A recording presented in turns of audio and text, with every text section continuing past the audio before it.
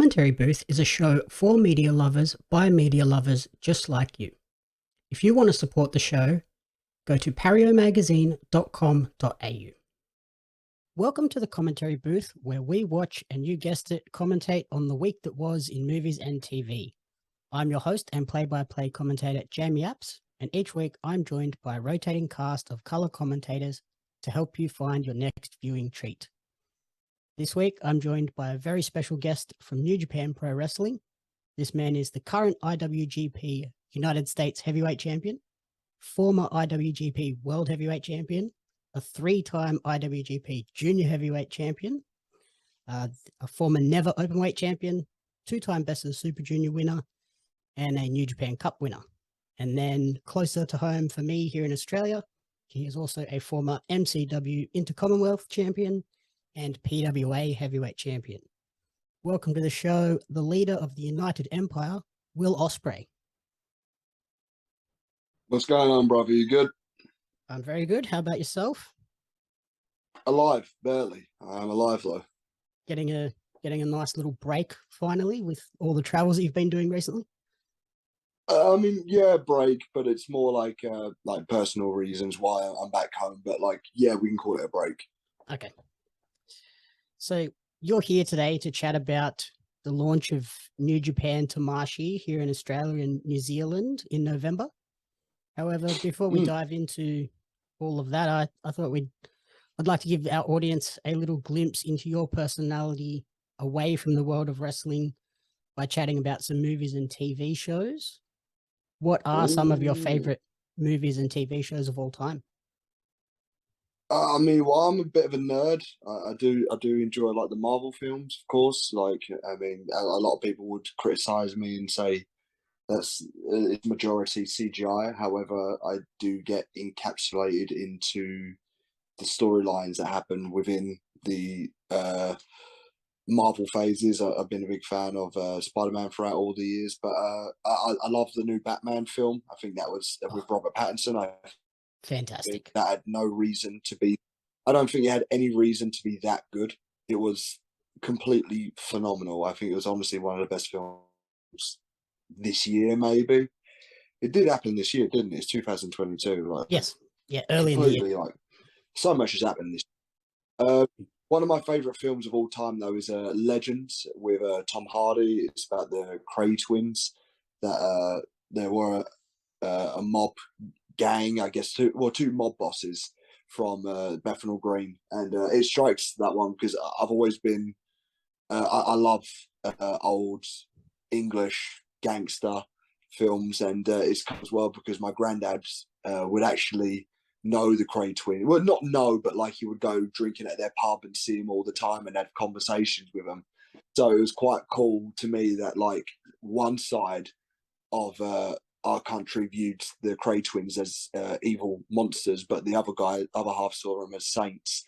And I felt like the film does an amazing job of portraying them as both. Is that something that you now bring into your wrestling career with influences from Marvel and then from movies like Legend and other movies and shows? I feel like sometimes you can, but I often do think you can take storylines and you can take characteristics and certain motions of how certain characters move from my character. Yeah, so I do nick a few things, but I wouldn't say that I base everything off of it. I feel like I tried to at the start of my turn into the United Empire. I tried to be a little bit more suited and booted and a Reggie Kray style villain. However, the suit didn't fit me. So I kind of just now lean upon of what I am just very naturally. I am a very braggadocious person. I without being funny, I do have an ego. I know I do, but I always kick my ego in check when I'm at home. And I think it is one of those things where you do have to know your worth sometimes, and I know exactly my worth, and I'm quite happy to just give back with whatever my ego is. I always give back, and people out is kind of where I go. Yeah, I think you've sort of taken it and spun it in your own little way. Like you're not wearing full three-piece suits all the time, but you have the big boisterous jackets and like you have your own style that is upper class type look. Yeah, it's very much for that. Yes. And then I imagine with all the travel you have been doing recently, you do get to watch a lot of stuff on the planes, or do you look at that as I just need to sleep when I get the chance? A majority of the time I do sleep, but like obviously, like when you are awake, the best thing to do is to watch a film. Uh, quite frankly, I recently now I've been trying to read better a little bit because my reading's never been up to par. So I've been well, it's more writing. My reading and writing have been very poor for throughout a lot of times. I was uh, extremely dyslexic. I'm not very good at spelling. I'm not very good at writing. So I've been really trying hard to like do that. But like, of course, when I'm on a plane and there is nothing to do, obviously I will switch on a film. What was the latest film that I watched on the plane? I can't even remember, to be honest with you. Um, has have you sort of now been using with the planes and reading more? Is it like just yeah, trying to better yourself when you get the chance? Like yeah, you're obviously working all the time on your wrestling skills, but when you get a chance to when you're stuck on a plane, you might as well better your skills elsewhere. A little bit, but obviously because I think this life has changed for me. Like outside of wrestling, life has changed a little bit. So I'm in a position where now I want to try and better myself and be the best person, be the best version of myself that I physically can. Because, but like I was never very good at reading. I was never very good at writing, and like I'm still not. And like I'm all right saying it. Like I'm a little bit of an idiot. Do you know what I mean? So I'm just trying my hardest to like uh, get better at it, and because I think my spelling sometimes has actually gotten me into trouble where it comes to like social settings or like social media or anything along those lines. So I do try my best to now like really read what I'm putting out there, really uh, write down everything. I even ask my friends to like check what I'm writing just to be on the safe side. And like it helps me as well when it comes to promo time when I'm trying to think of a promo.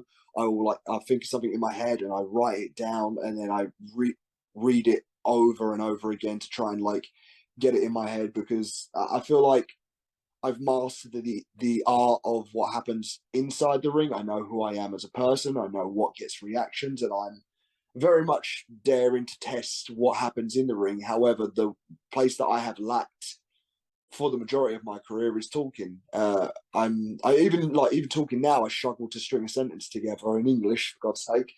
So I'm doing my best to tell a little bit deeper stories and to be able to portray that to the watcher. Okay. Well, I think it's paying off. So congratulations on all of the hard work.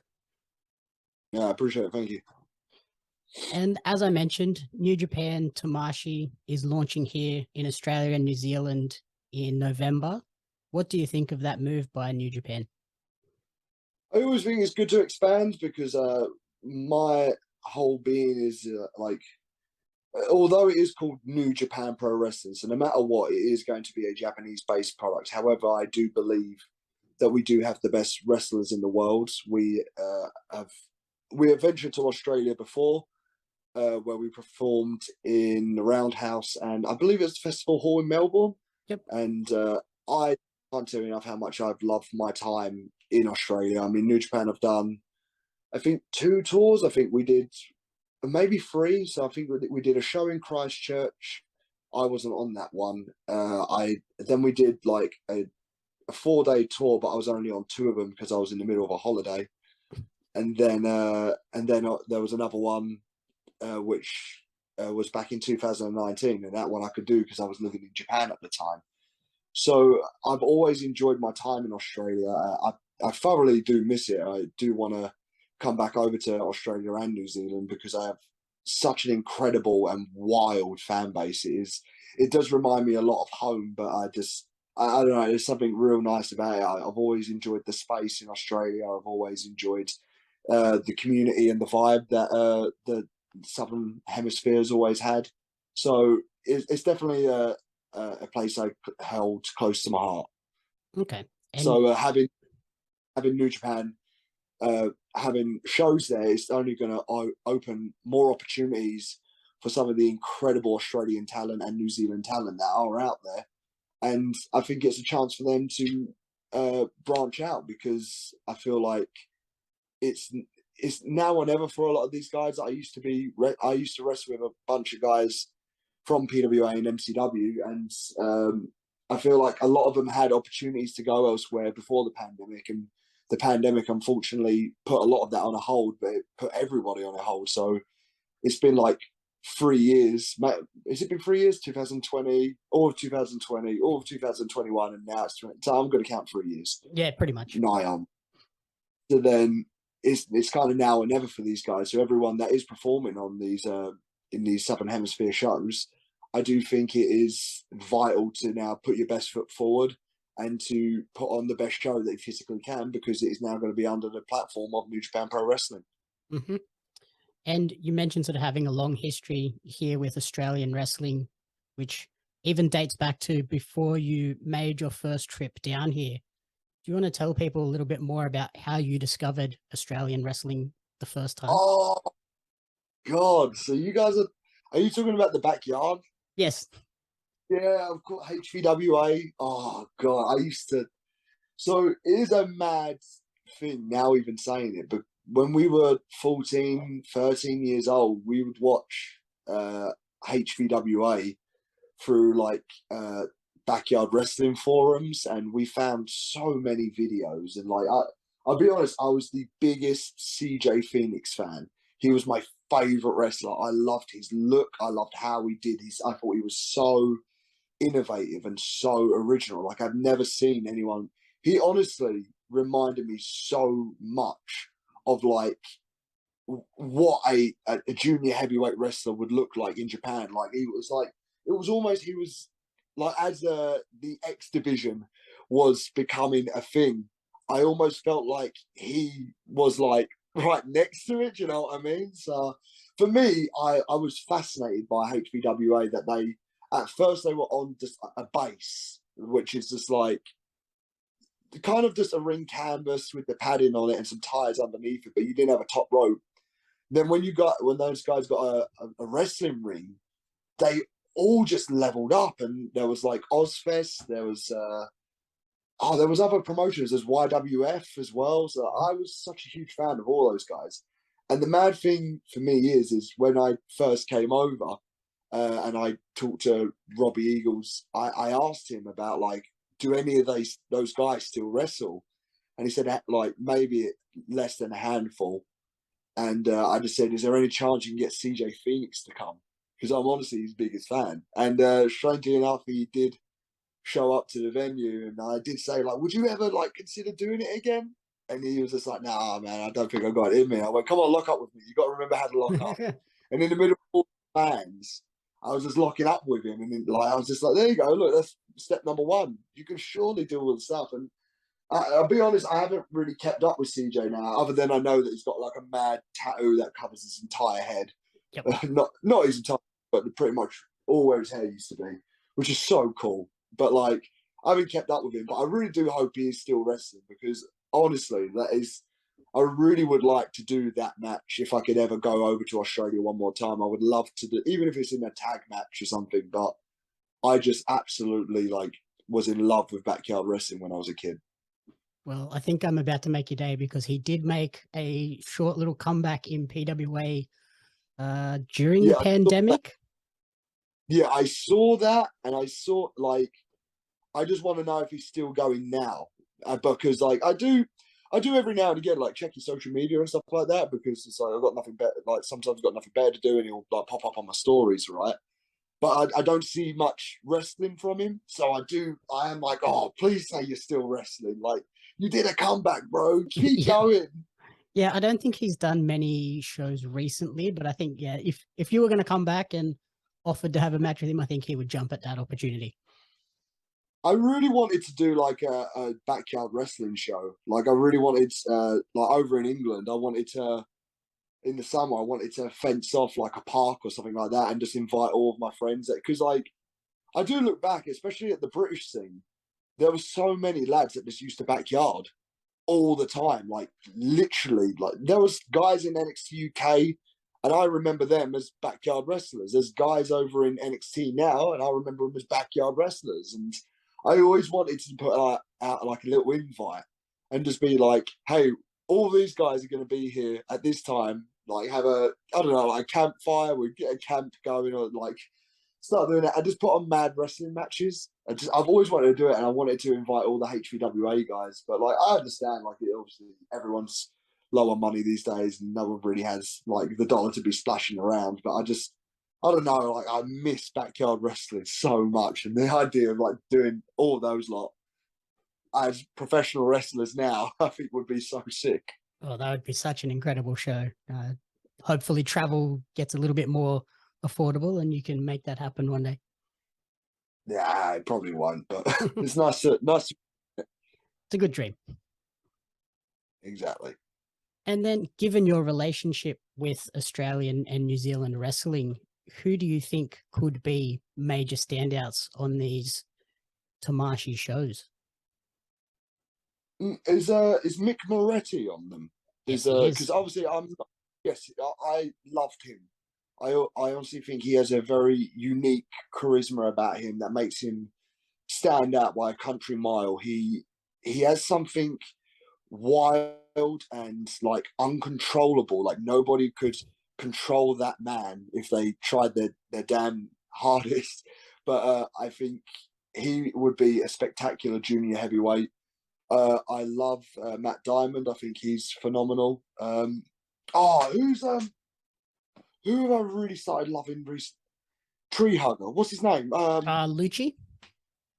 Yes, Luke. I love him. He's such like he's a wild personality Yep. as well. It's just like every time I've watched him on PWA, I've been just fascinated with him. I think he draws me in, and he makes me interested in what he's going to do next. Like I've always liked his journey, and of course, one of my favorite just people, let alone wrestlers, but people that I've met out there.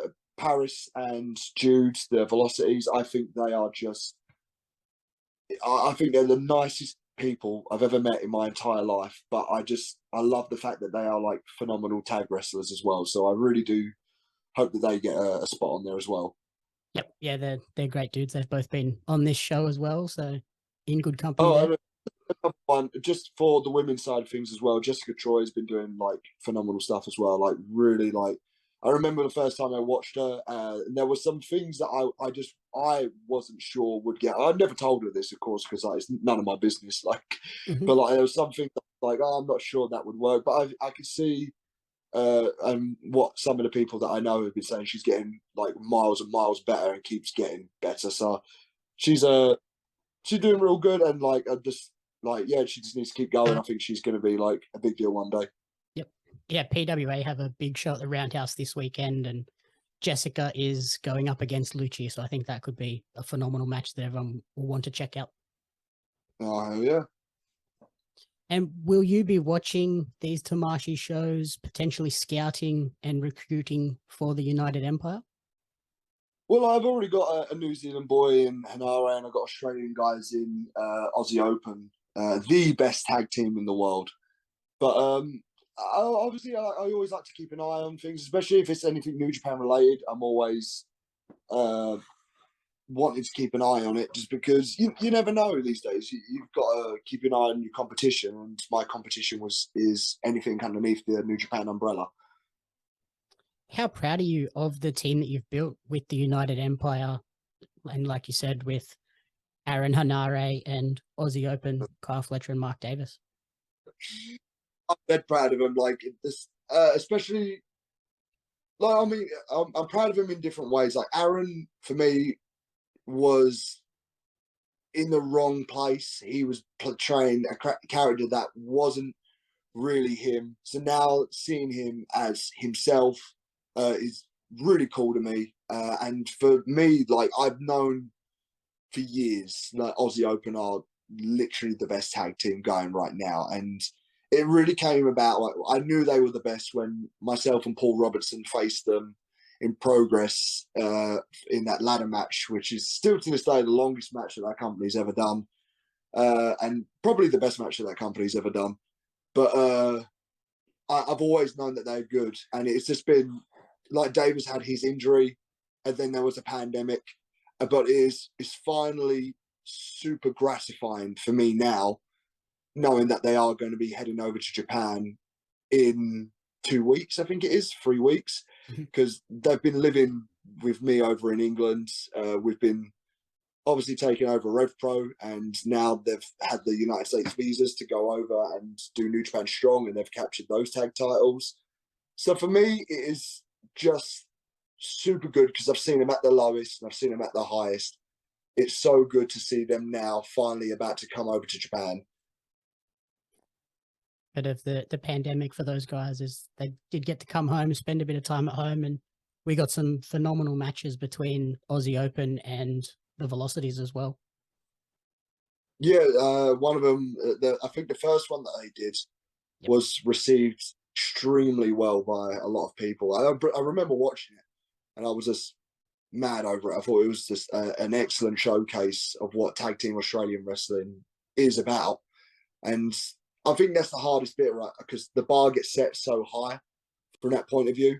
But like, no matter what, they can top it. Like I always say, like the bar is there for a reason. It can be topped because the bar was here once upon a time, and it just keeps getting raised. So I'm very much looking forward to what comes out of the Australian wrestling scene.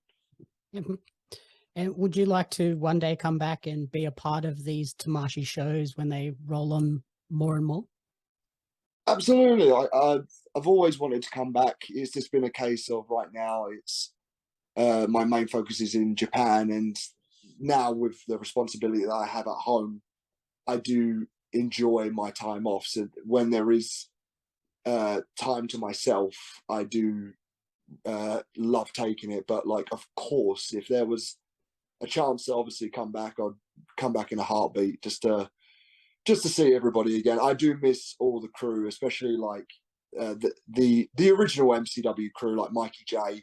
I miss all those PWA guys. Like the PWA guys especially are what a crew! Just an amazing crew. I said it to them years ago. They have no idea what they have in front of them. On my second show, I just said like I honestly would have killed to have this in England. They have such a unique presentation and an amazing roster of people, and they're all trying to help each other out. I said I would have killed to have that in England. So like the fact that they've got that, like, don't take it for granted. Like this is such an amazing thing, and just help one another out. And to see what they're doing now, like I think I just saw they just did like an Australian tour. They like did like a mad tour. So they took everybody on board, and I just think that I would have killed to be a part of like a group like that. So the fact that they are doing that is phenomenal.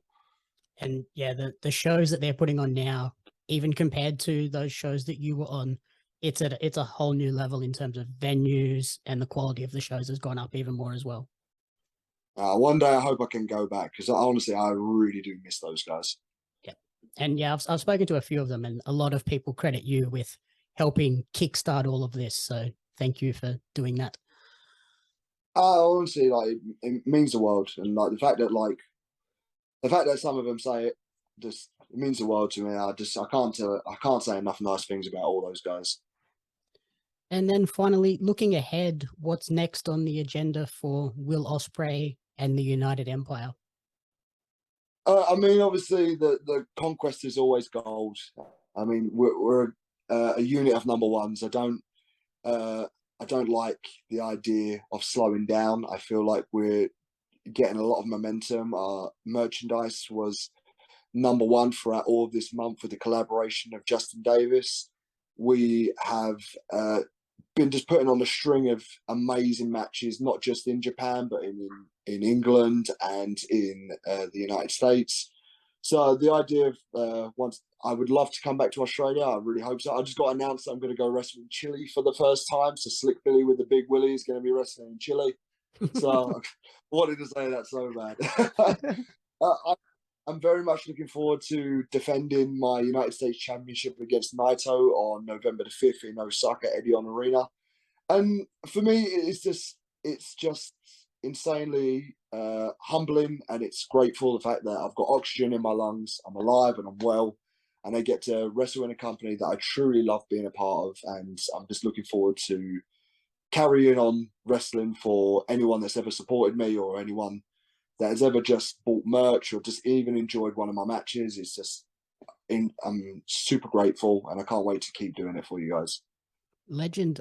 In terms of top recommendations for things that you've watched that you would recommend people go and check out, is there anything that springs to the top of your mind? In wrestling or films?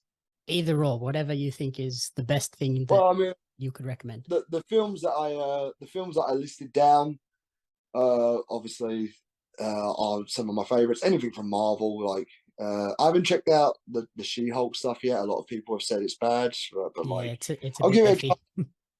Yeah, I'll give it a chance. So, like, I mean, I've got nothing to do today. I might even watch it today. I'm actually watching Venom right now because, like, I remember not being the biggest fan of it at first. So I'm going to try and watch it again, see what happens. Cat's back. What do you want? No, it's Cat. But other than that, there's always the stuff that I always like to plug New Japan, and just say that G1 final that I did with Okada is probably one of my favorite matches. But the other thing I always like to promote is Rev Pro. I can't tell you enough how much I've loved wrestling in England, almost like rejuvenating myself and rejuvenating my career. And one of my favorite matches was this year with Michael Oku in January. It's honestly one of my favorite matches. I think he's a phenomenal talent. I would love to actually see him go and do a little tour in Australia as well. I think it would actually benefit him very much. So other than that, just anything with my name attached to it is going to be good. So Yep. just enjoy it. Righty, awesome. For me, I would highly recommend people check out Aussie Open versus FTR from Royal Conquest recently. I thought that was phenomenal. That was or Royal Quest, the best I've ever seen in my entire life. That's high praise coming from you. I said it as well, like, because I know there's always like these there's a lot of damage control with wrestling these days, but I was in the crowd for that match because I didn't want to be ringside because I just finished my match. So I quickly took off my costumes, showered, and I just got out just after the bell rung, and I stood in the crowd. And then I remember the announcer saying 20 minutes have passed, and I remember them all standing up. Every single there was 2,500 to 3,000 people, and they all stood up and were cheering. And none of them sat down until they said 35 minutes have passed. So that's the best tag match I can never say. Oh, you're back. Yeah, so then lastly, if you're an Australian or New Zealand wrestling fan, tickets for Tamashii are still available via moshtix.com.au and eventfinder.co.nz. I don't think people are going to want to miss these shows. I think they're going to really stamp their mark on Australian wrestling. I really hope so. Alrighty. Thank you everyone for listening to the commentary booth. If you enjoyed the show, please remember to rate, review, and subscribe on podcast services and on YouTube. You can follow me on social media at Jamie Ups Media and at Pario Magazine. And you can follow Will on social media at Will Osprey. Thank you for coming on the show, Will, and hopefully we'll see you back down here in Australia soon. I hope so, my friend. Take care. The Commentary Booth is a fan-funded production of Jamie Apps Media. You can support the podcast alongside our magazine, Pario Magazine, on Patreon at patreon.com/Jamie Apps Media. The following people supported at the community support group level or higher, and you cannot fathom how incredibly appreciative we are for their support. Brian and June Hart, Blake Robinson, Rena Renee, Courtney Paulson, Darren Hatcliffe, Jackson Carr, and Tracy Apps.